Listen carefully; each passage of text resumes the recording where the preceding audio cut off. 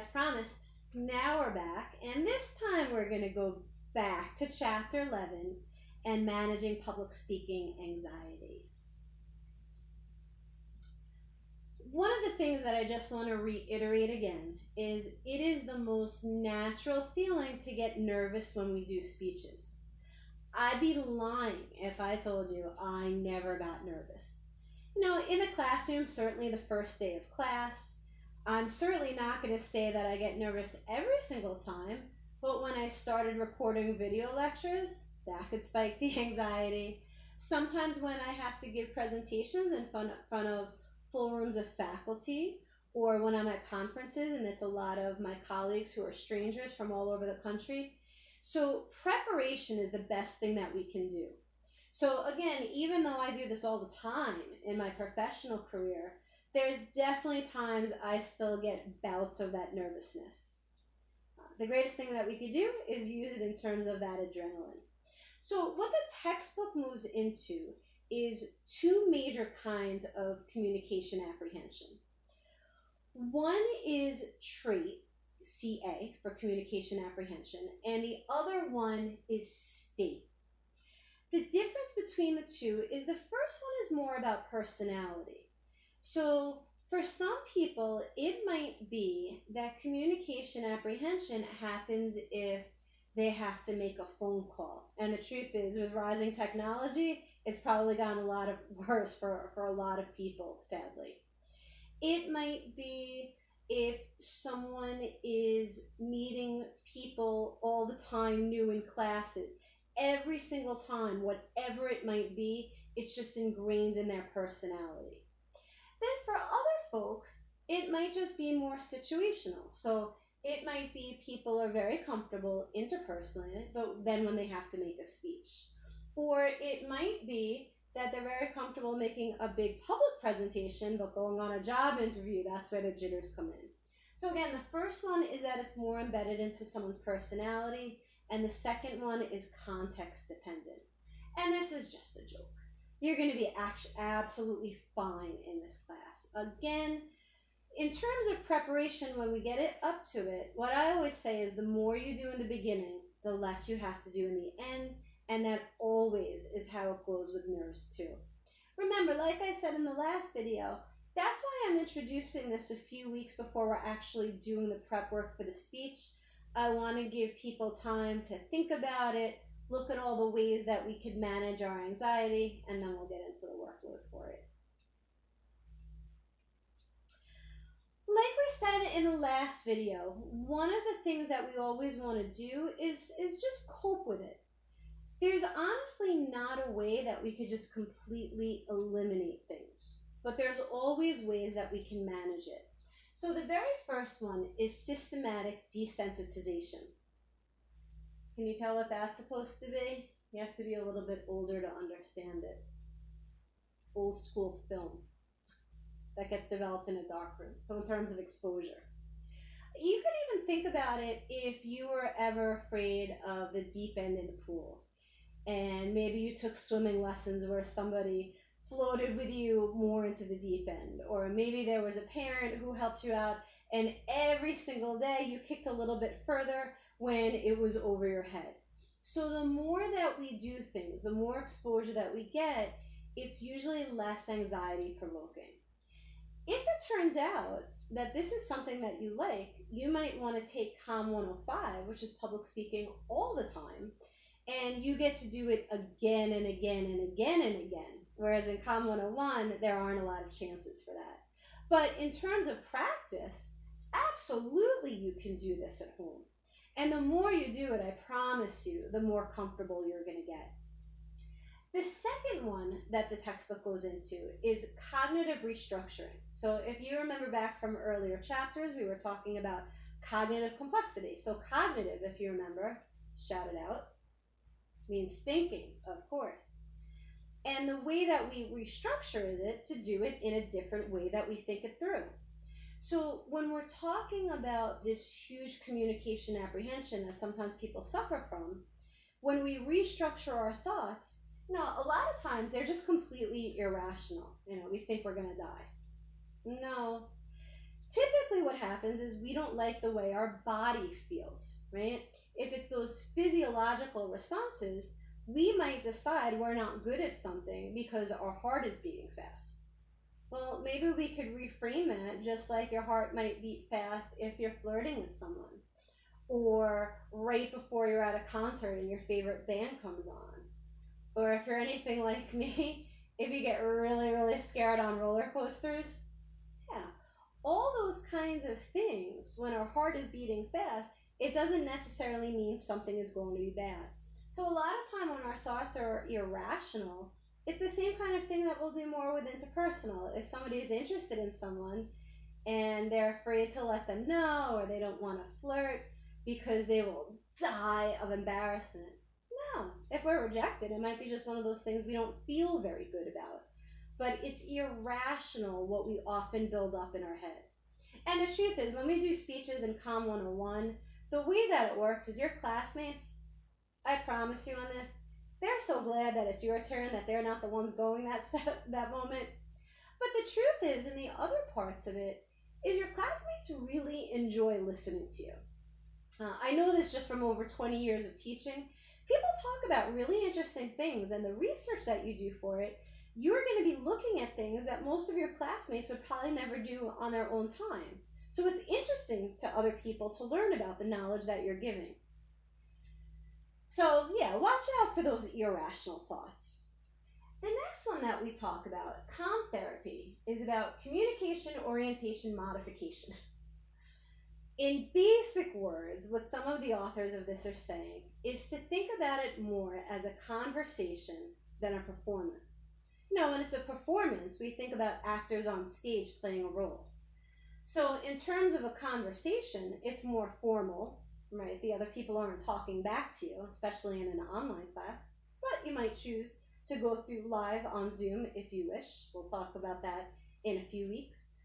But in terms of conversation, it's going to be just like your voice. Again, when you go back and think about that video greeting, for most of you, it probably really was that natural sounding rather than playing a role. The last one for this, in part C, is the positive visualization.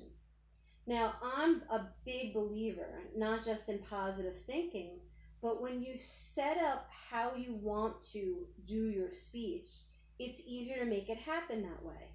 So again, the reason why I'm doing this a few weeks early is you might be thinking about where in your home you might actually want to do your speech. Or when you're doing it in Zoom, you might want to think about the backgrounds. You might want to think about, well, which is the best part of your room, or maybe your kitchen table is going to be your podium. But when you have this visualization weeks before you actually give your speech, it's a lot easier to think of it in a positive way than just psyching yourself out. Plus, there's plenty of people who are going to put you down in the world. Don't be one of them to do it to yourself. And of course, I'm on your side too. Of course, I want you to do well. In terms of skills training, of course, I'm going to help you with all these parts too, not just from these lessons, but one of the things that you're always going to be getting is different kinds of feedback. If you want to go over a rough draft, if you do it early, I'm more than happy to meet with you in office hours for that. I'll give you feedback on topic and research. So the more that we do things and the feedback that we get, always our skills improve. And that's with anything in life. The next part of the textbook goes into the physical relaxation techniques. And while I think they're fantastic, the one that I want you to have as the takeaway is the calm breathing. The textbook goes into detail about how to relax your calf muscles. The textbook goes into detail about how you could do tongue twisters for articulation. I'll be very honest with you that in a class of 30, we actually have 28 students in our class. In a class of 28, there's usually maybe one student who would like to do those tongue twisters. So rather than have people roll their eyes at me in a classroom or perhaps online, what I'll tell you to focus on are those meditative, the calm breathing. You know, we don't want to hear it into the camera if you're recording it. We don't want to see it in Zoom. But those calm, deep breaths is definitely what's going to calm your mind. It's going to have a physiological reaction in your body. What I find really interesting in this textbook is that they give a top 10 ways to reduce speech anxiety. Reminds me of David Letterman's top 10, or what you might see on Family Feud if they surveyed a certain amount of people. But if you were to Google it right now, ways to reduce speech anxiety, they're going to come up with different ones. So I'm going to go over these from the textbook. But in the next half of this mini lecture, I'm actually taking things from another textbook because this one is okay, but it's not as specific and concrete as I want you to know in the skills that I'd like to give to you. So in terms of what the textbook says, in terms of you're not alone, of course you're not. There's 27 other people who are going to be doing it right along with you. Hopefully we're going to get everyone to go on this. In terms of audiences are forgiving, that could not be more true. People want you to do well. And people feel badly when people come across as so nervous when they know that someone didn't practice. Every once in a while, someone might lose their spot on the outline that they'll be presenting from. You can always have notes in front of you, your outline, and we'll talk about that. Usually what I find is people are just rooting for others, absolutely. We talked before about the nerves in the body, so sometimes it just feels worse than it looks to other people. So for instance, if your heart is beating really fast, we can't see that. You might be one of those people where your ears turn red. I know for me, when I get really nervous, my neck turns purple. So what do? When I'm presenting, doesn't mean I'm going to be in a turtleneck, but I'll certainly wear something that covers me that's not going to show all of it. Number 4 is back to those deep breaths. What it does is release endorphins, and that's the kind of antibody that fights anxiety. You're going to see in a few slides that we talk about dressing like you're going out to dinner with your grandparents. What's funny to me is the whole idea from what we do with Zoom is that people might wear a nice top, but then they wear pajama bottoms. You might have seen about the newscasters who are in their boxers or all kinds of things. But when we're giving speeches, yes, I'm going to ask that you dress like you're going out to dinner with your grandparents. So that might just be a nice shirt, nice pants. You certainly don't have to dress up as if you're going on a job interview, but as if you're going out to dinner with your grandparents. It will increase your confidence, and it definitely makes you look more confident. In terms of channeling the nervousness into the positive energy, absolutely. You could still be nervous, but be very well prepared and do a fantastic job. Again, when we eventually go on the outline, you'll probably want to start it early and research early. Again, just like all these modules, you have 1 week to complete it. With that said, I put up that 8-page packet of outlining and other things regarding the speech so that if you do want to think about your topic and other things weeks in advance, you absolutely can. The last lecture in the textbook talked about practice and getting feedback from someone you trust. Again, that could be people at work, people that you live with. If you even wanted to do it with classmates, I'm sure that they would want to be your study buddies for it. Visualization, thinking about where you want to do it. Literally, in a couple ways, you might want to do that pre-recorded like you did the video reading, or you might choose to go live through Zoom. And that could be an individual choice for each student. Preparing out loud, that's my favorite philosophy of duh.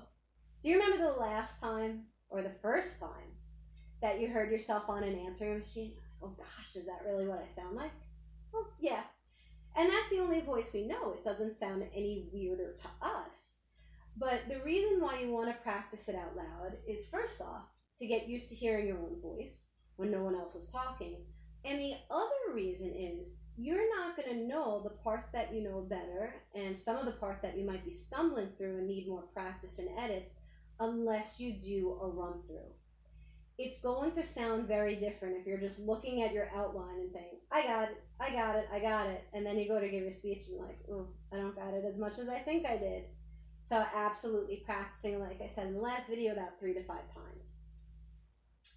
So What I did on the next 5 or 6 slides is take very practical advice from another textbook. Some of it is repetitive, but they definitely give the concrete. So in terms of practicing out loud and fixing areas, in fact, what you might want to do is once you run into a stumble, edit it and then go on to the next part. In terms of the speaking outline and cues, we'll talk about visual aids. You might literally even write in on your outline, show a visual aid here. You might find that as you practice, you are always stumbling on one part. So you might write in your handwriting on your typed outline, slow down. Again, you always want to practice it after you fix those stumbles so you know that you're going to have good fluency and flow. Polish and refine so it sounds exactly the way you want it or pretty darn close. And then for the last one, in terms of dress rehearsal, even though I want you dressed up, you know it, like you're going out to dinner with your grandparents on the day of your speech, you don't have to dress in those clothes, but you definitely should be standing up because that's going to feel different than if you're just laying in your bed going over your outline. Again, it's the most natural thing in the world to be nervous. The more times that you acquire speaking experience, the easier it's going to be. Again, in this class, there's only one graded speech, but the more you practice it before, it's going to be easier. Preparing, and like I said earlier, there's enough people who are going to put you down in the world. Don't be one of them. Think positively. And when we talked weeks back about those self-fulfilling prophecies, set up the conditions so you do well. More ways in terms of dealing with it. Both textbooks now have talked a lot about visualization. It absolutely matters. When you see yourself doing things well and you build up the conditions for it to happen, it's just more likely to go that way. Again, most nervousness is not visible at all. So you might feel like you're absolutely shaking, but it turns out that your feet are actually planted and we can't see it at all. We talked about it that you might feel like you're purple and maybe we just think you have a nice glow to your face. You might remember this game. There's probably an app for it now. It's called Perfection.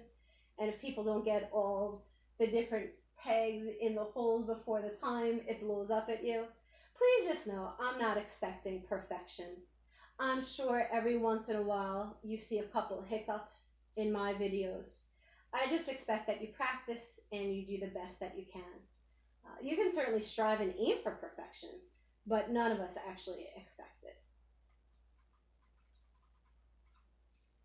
Again, you're going to get to pick your own topic for an informative speech that you're going to research. It should be something that you enjoy and that you know a decent amount about, and you just are going to find out much more with the research. You'll have lots of time to prepare. That goes by how fast you think a module goes by. We'll talk a lot in terms of confidence. It usually comes from practice, but you can absolutely fake it too. Because a lot of times we'll never know the difference. You can still be really nervous, but know your speech really well, and it comes across as confident. How many times has it come up about thinking positively? That's a key in life. And of course, the practice.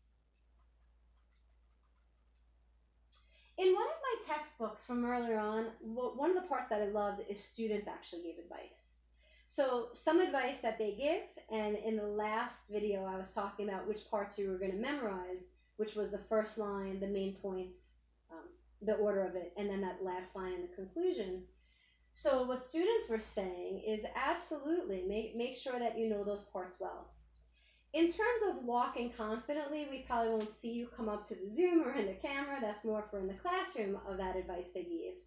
But in terms of standing confidently, so for instance, if we're twisting back and forth, it doesn't give off the same kind of confidence if we're standing still. Or if we're playing with our hair, or if we're fiddling with things in our hands, it's not as confident and it doesn't look as confident as practicing our stance. Yeah. Starting when you're ready, as opposed to when you're walking up to the camera or before everybody's ready for you in Zoom. And this is an interesting one. Find a friendly face. This matters more for the folks who are going live in Zoom. I know we have a lot of friendly people in class. And ideally, you want to be that friendly face too for folks. You're not going to look like this. I always like combating ways of things that people get really nervous about. So again, this came from another textbook. The first one is about physical unattractiveness. And we all know beauty is in the eyes of the beholder anyway. Um, I also like from Zoolander that ridiculously good looking you all are. But yeah, a lot of times people have that fear, and again, when you're dressing up, you're just going to feel more confident to start. Social inadequacy. That's an interesting one. You might know the quote, "No one can make you feel inferior without your consent." Yell it out if you know who said that. Oh, that's right, Eleanor Roosevelt. So again, people in class are very kind. Definitely in our class, but in all the classes over the years, people are rooting for each other and they want each other to do well. In terms of constructive criticism, those are the kinds of things we want to help so that people know what they did well and where they could improve. It's never a knock at people. Sometimes it's just the fear of the unknown because people have never done it before. That's one of the reasons that I wanted to encourage that video greeting so you can get used to what it's like to be in your rock star moment. For number 5, sometimes it's just that speech anxiety itself. So if someone feels hot because they're nervous, if someone feels those butterflies, if someone feels all those kinds of things in their body and they just decide they're not good at it because their hands are clammy. Well, your body isn't always a good telltale sign of the things that you're ready to do. That's also adrenaline, and I encourage you to think of it in a more positive way. Just like in number 6, conflicting emotions, you might be scared, but you might be psyched at the same time. So I encourage you to focus more on the positive emotion for sure. In terms of excitement from anticipation, sometimes people can't sleep the night before. I know for me, when we first moved into Corona after spring break, I was prepared. We had a lot of department meetings over it, but I was really nervous for the next day. And the next day, when we were starting it after spring break, my first class wasn't until 2 o'clock. And some of my colleagues and I were in a group chat, and people were going back and forth in it. As I was trying to drift off to sleep, my thigh would not stop twitching. And that's not usually where I get nerves. Usually I'll get an eye twitch when I'm really nervous or when I'm really stressed. This was a new one for me. And the whole next morning, I was nervous, I was excited. I really wish I had an earlier class. It turned out that that was actually my rockstar class of the semester from when we had begun. So excitement from anticipation is not a bad thing at all. So I share with you my story because that might be similar for you. And again, everyone's rooting for you. And you can think about other ways to combat these fears too. So this concludes this part of Chapter 11 on managing anxiety from our textbook and from the other parts from another textbook too. What we're going to move into in the next mini lecture is actually a combination of Chapter 13 and 14. 13 is about vocal delivery and 14 is about physical delivery, so I've combined them into one.